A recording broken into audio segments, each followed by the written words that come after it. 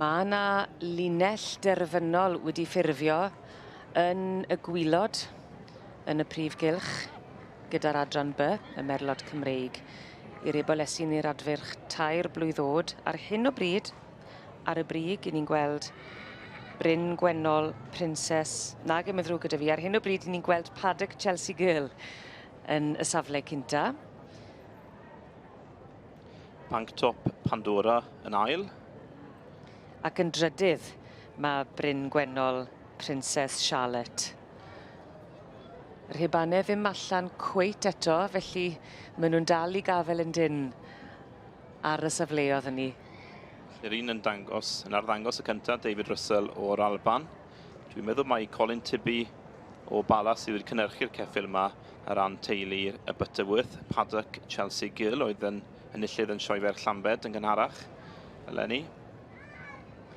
Newch chi Richard Miller o Brydfa Heniarth yn beirniadu i'r adran yma, sef y Merlod Cymreig yr adran B drwy gydol y dydd.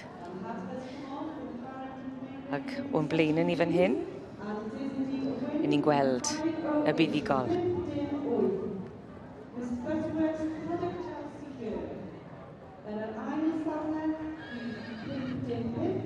Yr ail, Banc Top Pandora, eiddo i Miss Fairbank, ac yn drydydd, Bryn Gwennol Princess Charlotte.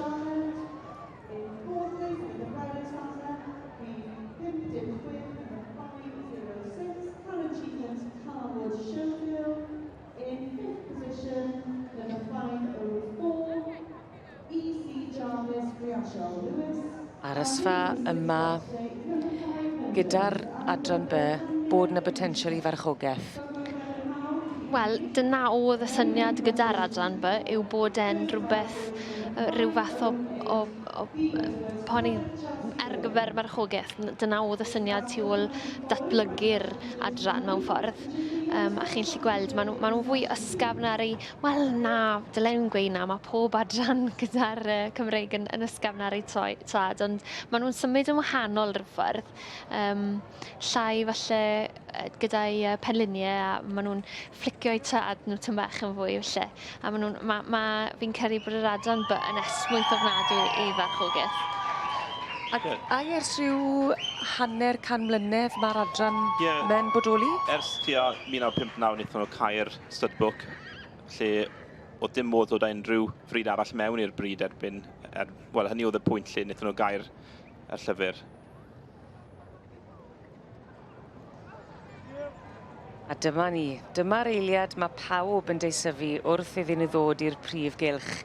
Cael y cyfle i ddangos y buddigol o flaen pawb a rhoi sioe dda. Llon gyfarchadau mawr iawn i Paddock Chelsea Girl yn dod i'r brig gyda'r ebolesu ar adfyrch 2 blwydd o'd ar adran B.